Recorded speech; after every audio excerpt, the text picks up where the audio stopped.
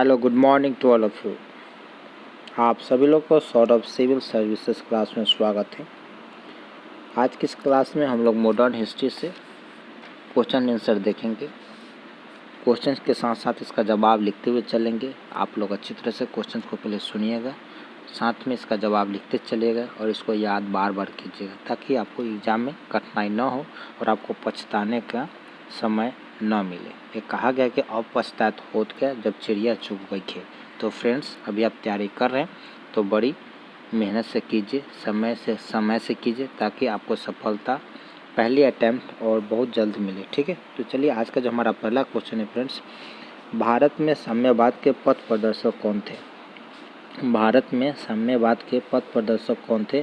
पहला ऑप्शन है श्रीपाद अमृत डांगे, दूसरा ऑप्शन है M.R. जयकर, तीसरा ऑप्शन है M.N. राय तथा चौथा ऑप्शन है नलिन गुप्ता।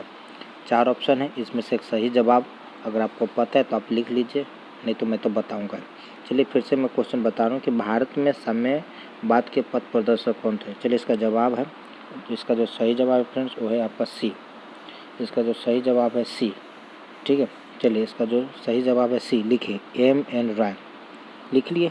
चलिए, नहीं लिखें तो फिर से लिखें, मैं इसका जवाब बोल रहा हूँ M.N. राय।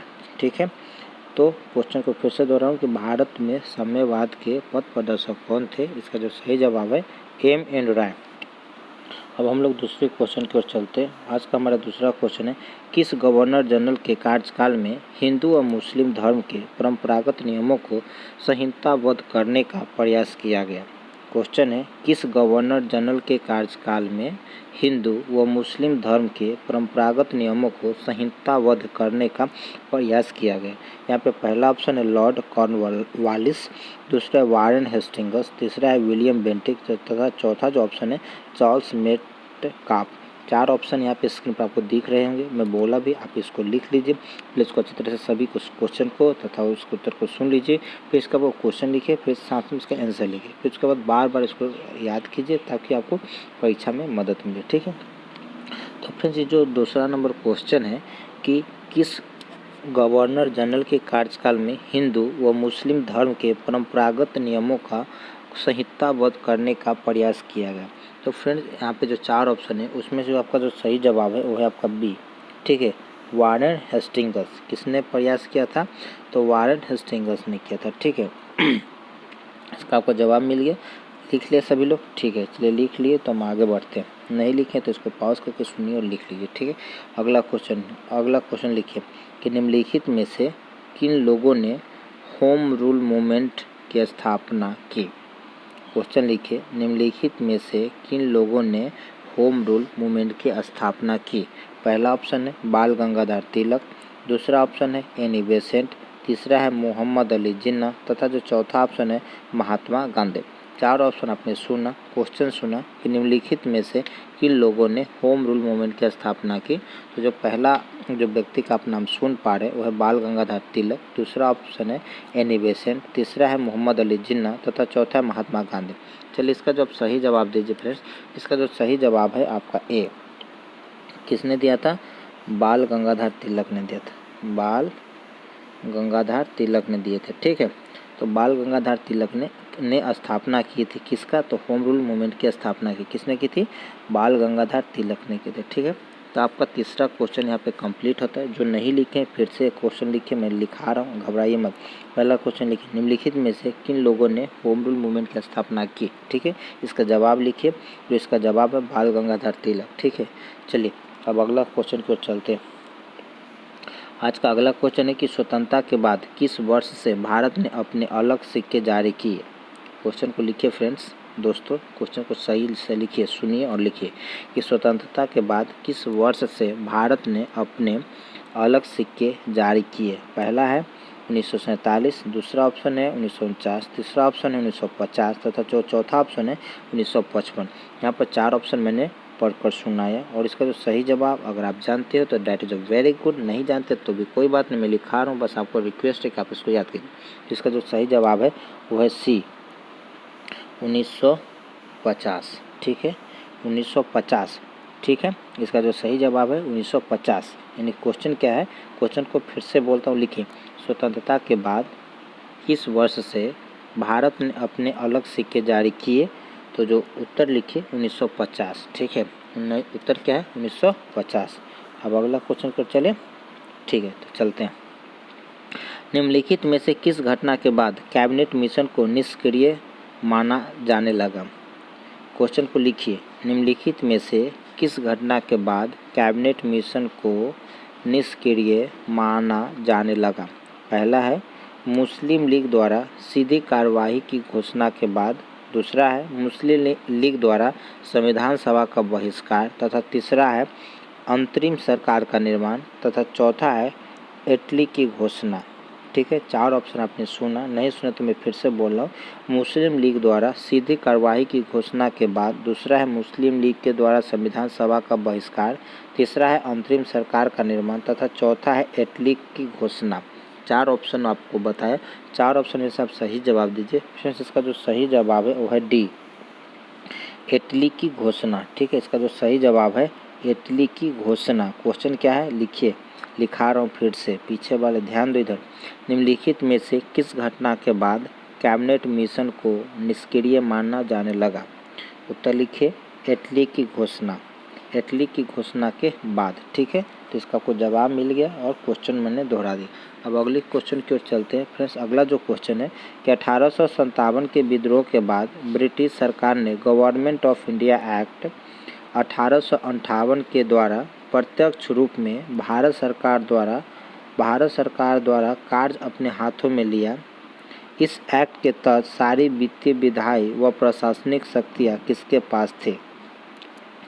1857 के विद्रोह के बाद ब्रिटिश सरकार ने गवर्नमेंट ऑफ इंडिया एक्ट 1858 के द्वारा प्रत्यक्ष रूप में भारत सरकार के कार्य अपने हाथों में लिया। इस एक्ट के तहत सारी वित्तीय, विधायी व प्रशासनिक शक्तियाँ किसके पास थी?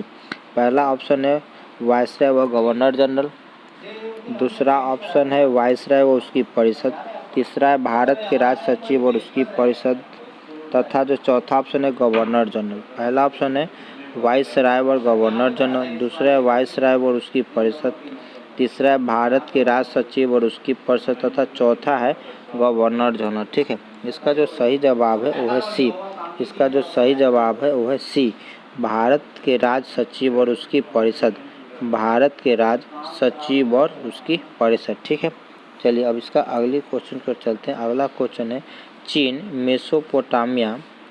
मेसोपोटामिया और पर्शिया में भारतीय सैनिकों के इस्तेमाल के खिलाफ कांग्रेस के किस अधिवेशन में प्रस्ताव पारित किया गया?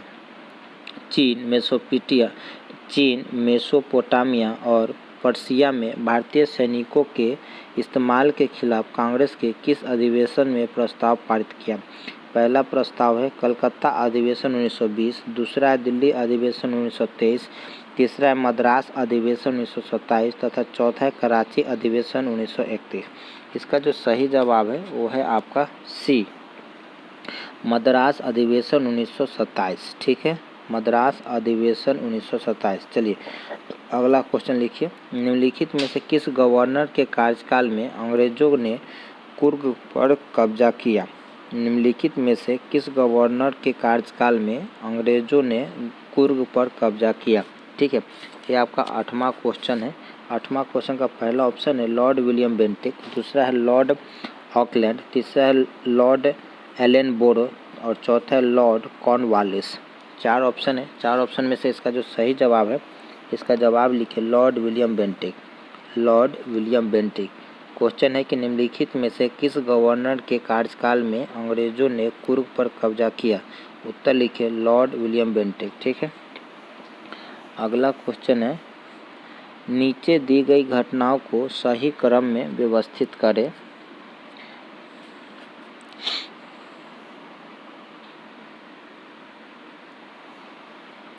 नीचे दी गई घटनाओं को सही क्रम में व्यवस्थित करें। पहला है अगस्त प्रस्ताव, दूसरा है क्रिप्स इंडिया मिशन, तीसरा है बॉम्बे विद्रोह, तथा चौथा है भारत छोड़ो आंदोलन। ठीक है, तो इसको हमको क्रमबद्ध में सजाना है। फिर से इसका जो सही जवाब है वो है आपका बी। ठीक है, यानी पहला है यानी पहला है अगस्त प्रस्ताव, उसके बाद है आपका क्रिप्स मिशन, उसके बाद है आपका भारत छोड़ो आंदोलन और उसके बाद है आपका बॉम्बे विद्रोह। तो आपका जो यहाँ पे बी जो है वो आपका सही जवाब है। ठीक है, चलिए अगला क्वेश्चन की ओर चलते हैं। और आज का अगला क्वेश्चन, निम्नलिखित में से किसने 1992 में गीत गोविंद का अनुवाद किया? क्वेश्चन को लिखिए, निम्नलिखित में किसने 1992 में गीत गोविंद का अनुवाद किया?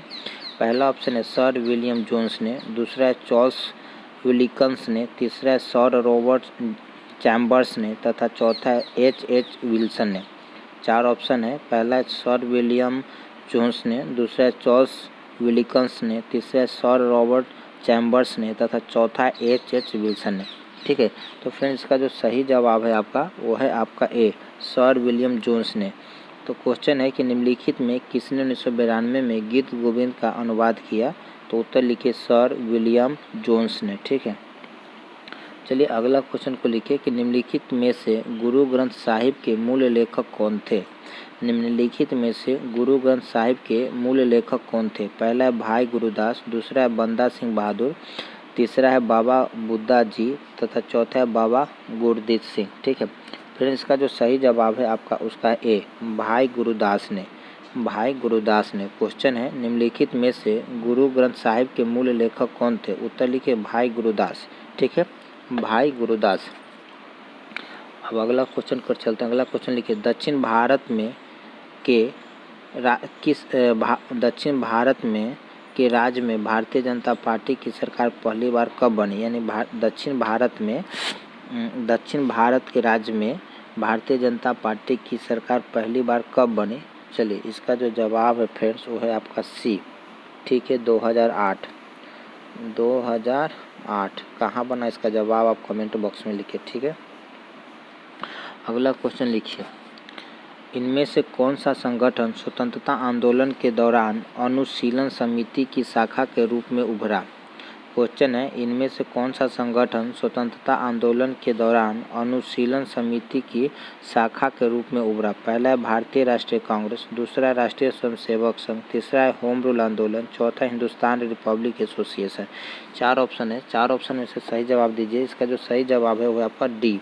ठीक है, question option number D, Hindustan Republican association.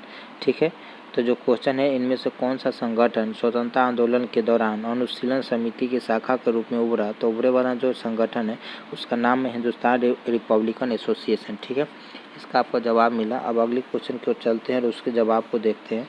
अगला क्वेश्चन, निम्नलिखित में से किसे फ्री पास अथवा शुल्क मुक्त व्यापार कहा जाता है?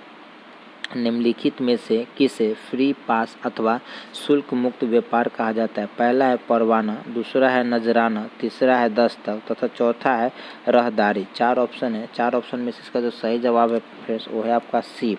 ठीक है, दस्तक। दस्तक को फ्री पास अथवा शुल्क मुक्त व्यापार कहा जाता है। तो जो क्वेश्चन है फ्रेंड्स लिखिए, क्वेश्चन को लिखिए, निम्नलिखित में से किसे फ्री पास अथवा शुल्क मुक्त व्यापार कहा जाता है? उत्तर है इसका दस्तक। चलिए तेज़ी से लिखिए, 50 क्वेश्चन कवर करना है। ठीक है, चलिए इसका हो गया आपका क्वेश्चन तथा आंसर। अब अगला क्वेश्चन देखते हैं। अगला क्वेश्चन है, पर्सिया नामक पुस्तक भारत के किस वायसराय ने लिखी? पर्सिया नामक पुस्तक भारत के किस वायसराय ने लिखी? पहला ऑप्शन है लॉर्ड एलिंगन ने, दूसरा है लॉर्ड कर्जन ने, तीसरा है लॉर्ड मिंटो ने तथा चौथा है लॉर्ड एडविन ने। ठीक है फ्रेंड, इसका जो सही जवाब है वो है आपका बी। ठीक है, लॉर्ड कर्जन ने। यानी पर्सिया नामक पुस्तक भारत के किस वायसराय ने लिखा? तो लॉर्ड कर्जन ने लिखा। ठीक है, इसका आपको जवाब मिला। अब हम अगले क्वेश्चन की ओर चलते हैं। चलिए अगला क्वेश्चन लिखिए, प्रत्येक वर्ष भारत और पाकिस्तान किस महीने अपने परमाणु ठिकानों की लिस्ट एक दूसरे से साझा करते हैं? प्रत्येक वर्ष भारत और पाकिस्तान किस महीने अपने परमाणु ठिकानों की लिस्ट एक दूसरे से साझा करते हैं? फ्रेंड्स, इसका पहला ऑप्शन है जनवरी, फरवरी, मार्च, अप्रैल। यानी पहला ऑप्शन है जनवरी, दूसरा है फरवरी, तीसरा है मार्च तथा चौथा है अप्रैल। इसका जो फ्रेंड्स सही जवाब है वो है आपका ए, जनवरी। ठीक है, जनवरी। यानी भारत जो मतलब जनवरी में भारत और पाकिस्तान परमाणु ठिकानों की लिस्ट एक दूसरे से साझा करता है। ठीक ना, अपने परमाणु ठिकानों की लिस्ट एक दूसरे से साझा करता है। कब करता है? जनवरी में करता है। ठीक है, अगला क्वेश्चन को देखते हैं कि भारत में रेलवे परिवहन विकसित करने के पीछे अंग्रेजों किन दो स्थानों के बीच यातायात को सुगम बनाना चाहते थे?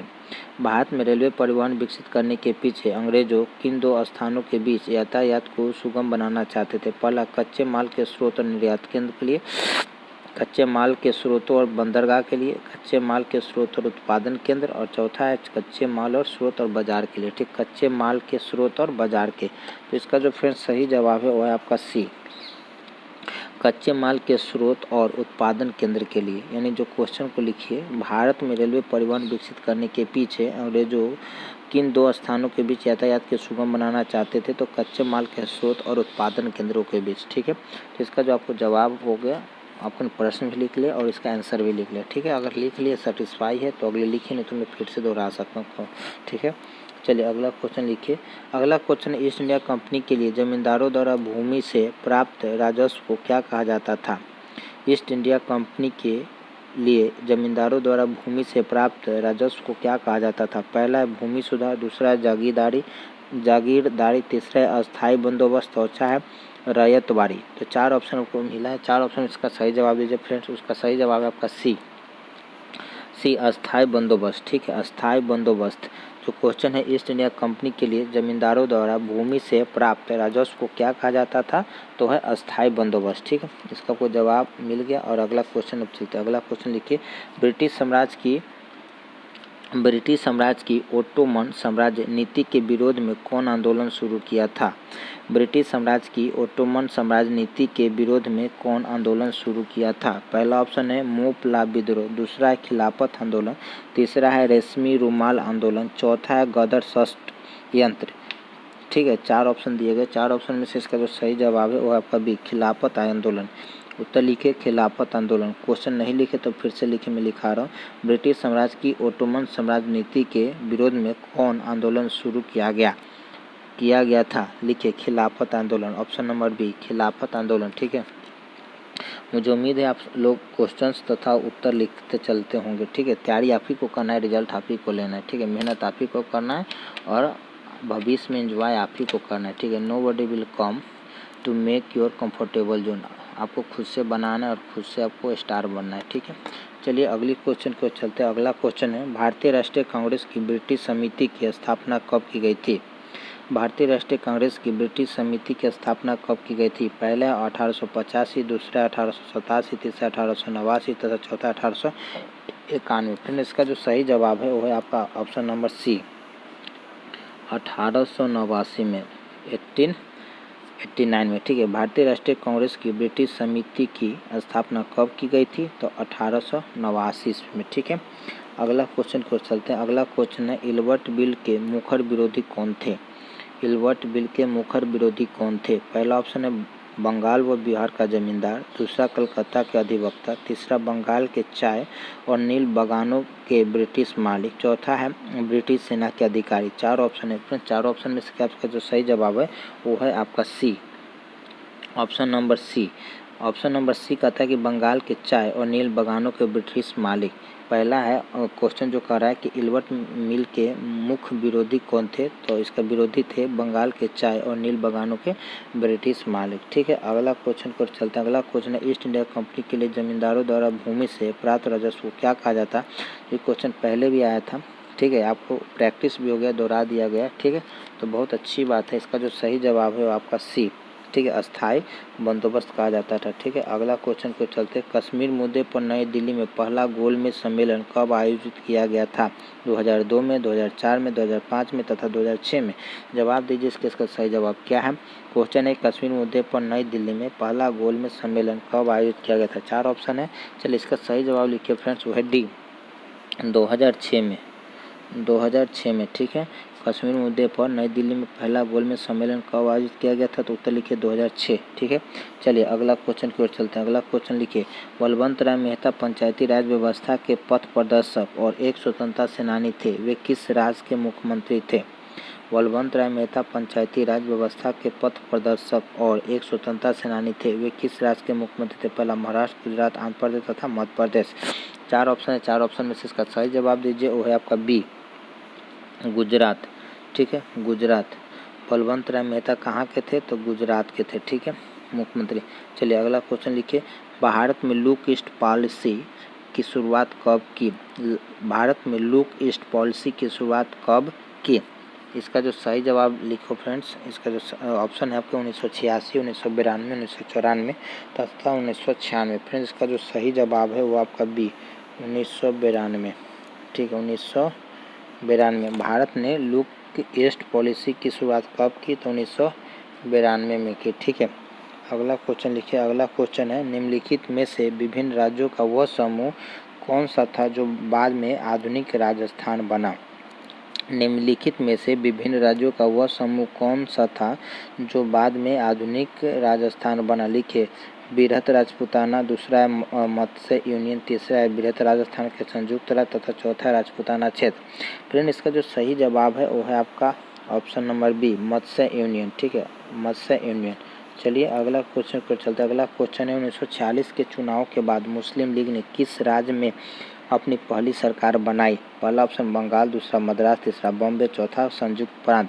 चार ऑप्शन है, चार ऑप्शन इसका सही जवाब दीजिए। इसका जो सही जवाब है वो है option number A Bengal.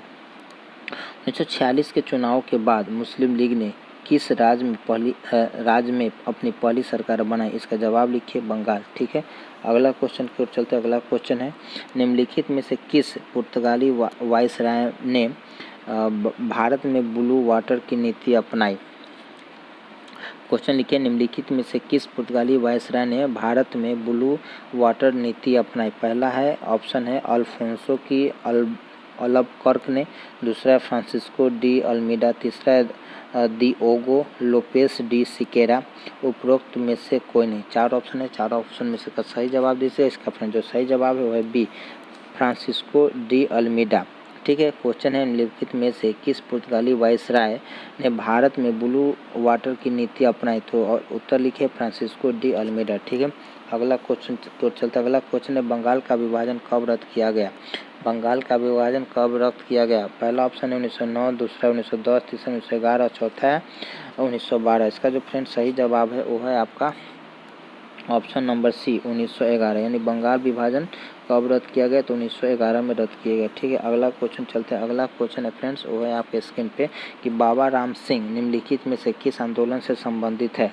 Question को लिखिए, बाबा राम सिंह निम्नलिखित में से किस आंदोलन से संबंधित थे? पहला सन्यासी विद्रोह, दूसरा है कुका आंदोलन, तीसरा है काकसार आंदोलन तथा चौथा संथाल विद्रोह। चार ऑप्शन है, चार ऑप्शन इसके सही जवाब है फ्रेंड्स वो है आपका बी कुका आंदोलन। ठीक है, कुका आंदोलन। बाबा राम सिंह निम्नलिखित में से किस आंदोलन से संबंधित है? तो कुका आंदोलन से संबंधित है। ठीक है, अगला क्वेश्चन लिखिए, भारत में IAS नॉट ICS, ठीक है, IAS नॉट ICS परीक्षा पहली बार कब आयोजित की गई थी? 1949, 1950, 1951, 1953। इसका जो सही जवाब है फ्रेंड्स वो है ऑप्शन नंबर बी 1950 में। ठीक है, 1950 में IAS की, IAS ना IS। ठीक है, भारत में IAS नॉट ICS परीक्षा पहली बार कब आयोजित की गई? तो 1950 में की गई। ठीक है, आपका इसका जवाब हो गया, क्वेश्चन भी होगा, इसका आंसर भी होगा। चलिए अगले क्वेश्चन को चलते हैं। अगला क्वेश्चन है, निम्नलिखित में से किस अधिनियम की अलग प्रस्तावना थी? निम्नलिखित में से किस अधिनियम की अलग प्रस्तावना थी? वह भारत सरकार अधिनियम 1919, भारतीय परिषद अधिनियम 1909, तीसरा भारतीय परिषद अधिनियम 1904 तो चौथा भारतीय परिषद अधिनियम 1892। चलिए फ्रेंड्स इसका जवाब, इसका जो सही जवाब है आपका ऑप्शन नंबर ए भारत अधिनियम 1919। ठीक है, भारतीय अधिनियम 1919। चलिए अगले क्वेश्चन की ओर चलते हैं। अगला क्वेश्चन है, बॉम्बे प्रेसिडेंसी में कितने जिले थे? बॉम्बे प्रेसिडेंसी में कितने जिले थे? 23, 24, 25, 26। इसका जवाब दीजिए फ्रेंड्स। इसका जो सही जवाब है आपका डी 26। ठीक है, 26 यानी option number D. Option number D Bombay presidency में कितने जिले थे? तो 26 थे। ठीक है, अब अगले क्वेश्चन चलते हैं। अगला क्वेश्चन है, अटल बिहारी वाजपेयी के संदर्भ में कौन सा कथन सही नहीं है? वे भारतीय जनसंघ के संस्थापकों में से एक है। पहला, दूसरा वे डॉक्टर श्यामा प्रसाद मुखर्जी के राजनीतिक सचिव रहे, तीसरा वे संयुक्त राष्ट्र महासभा में हिंदी में भाषण देने वाले पहले व्यक्ति थे तथा चौथा उपरोक्त सभी। ठीक है, इसको समझिए, बहुत ही अच्छा क्वेश्चन है। चलिए इसका जो सही जवाब है वह आपका ए। ठीक है, ऑप्शन नंबर ए जो है वो सही नहीं है। ठीक है, ऑप्शन नंबर ए सही नहीं। देखिए यहाँ पे संयुक्त राष्ट्र महासभा में हिंदी भाषण देने वाले पहले बिल्कुल वो जो हमारे भारत के प्रधानमंत्री नरसिम्हा राव के शासनकाल में वो संयुक्त राष्ट्र महासभा में हिंदी भाषण देने वाले पहले व्यक्ति थे। ठीक है, तो इसका क्वेश्चन आंसर दोनों हो गया। चलिए हम अगले क्वेश्चन की ओर चलते हैं। ब्रिटेन के किस राजनेता ने 1857 के विद्रोह को राष्ट्रीय उत्थान कहा था? ब्रिटेन के किस राजनेता ने 1857 के विद्रोह को राष्ट्रीय उत्थान कहा था? पहला ऑप्शन है कैनिंग, दूसरा है गलेस्टोन, तीसरा है पामरस्टोन तथा चौथा है डिज़रायली। इसका जो सही जवाब है आपका डी, डिज़रायली ने कहा था कि 1857 की विद्रोह को राष्ट्रीय उत्थान था। यानी क्वेश्चन है कि ब्रिटेन के किस राजनेता ने 1857 के विद्रोह को राष्ट्रीय उत्थान कहा था? उत्तर लिखिए डिज़रायली। किसने? डिज़रायली ने। ठीक है, चलिए अगला क्वेश्चन लिखिए दोस्त। अगला क्वेश्चन है, निम्नलिखित में से कौन ऑल इंडिया मुस्लिम लीग का संस्थापक नहीं था? निम्नलिखित में से कौन ऑल इंडिया मुस्लिम लीग के संस्थापक नहीं था? पहला नवाब मोहसिन उल मुल्क, दूसरा मौलाना अब्दुल कलाम आज़ाद, तीसरा आगा खान तथा चौथा नवाब सलीमुल्लाह खान। ठीक है, चार ऑप्शन है, चार ऑप्शन में इसका सही जवाब दीजिए और सही जवाब है आपका बी, मौलाना अब्दुल कलाम आज़ाद। ठीक है, मौलाना अब्दुल कलाम आज़ाद जो आपका यहाँ पे बी ऑप्शन सही है। ठीक है, अगला क्वेश्चन की ओर चलते हैं। अगला क्वेश्चन फ्रेंड्स, निम्नलिखित में से कौन सा क्रांतिकारी संगठन गुप्त रूप से काम करता था? निम्नलिखित में से कौन सा क्रांतिकारी संगठन गुप्त रूप से काम करता था? पहला ऑप्शन है अभिनव भारत, दूसरा है मित्र मेला, तीसरा गदर पार्टी तथा चौथा अनुशीलन समिति। चार ऑप्शन है, चार ऑप्शन में से इसका सही जवाब है आपका ऑप्शन नंबर डी, अनुशीलन समिति। ठीक है, अनुशीलन समिति जो क्या करता था कि संगठन जो है गुप्त रूप से काम करता था। क्वेश्चन लिखे, निम्नलिखित में से कौन सा क्रांतिकारी संगठन गुप्त रूप से काम करता था? तो अनुशीलन समिति। ठीक है, चलिए अगला क्वेश्चन तो देखते हैं। अगला क्वेश्चन है, 1857 के विद्रोह का नेतृत्व लखनऊ से किसने किया था? ठीक है, तो इसका जो सही जवाब ऊपर ही लिखा है कि तांत्या टोपे, बिल्कुल सही इसका जवाब फ्रेंड्स उसका है, मतलब क्या तांत्या टोपे। इसका जो सही जवाब है बेगम हजरत मलिया। तांत्या टोपे जो प्रश्नवाचक जो दिया हुआ है, इसका मतलब कि क्या तांत्या टोपे ने की? तो नहीं फ्रेंड्स, तांत्या टोपे ने नहीं की थी। इसका जो सही जो है जवाब वो है बेगम हजरत महल ने की थी। कि 1857 की विद्रोह का नेतृत्व लखनऊ से किसने किया था? तो बेगम हजरत महल ने किया था। ऑप्शन नंबर सी इसका सही जवाब होगा। ठीक है, चलिए अगला क्वेश्चन देखिए कि भारत में ब्रिटिश ईस्ट इंडिया कंपनी की पहली प्रेसिडेंसी कौन थी?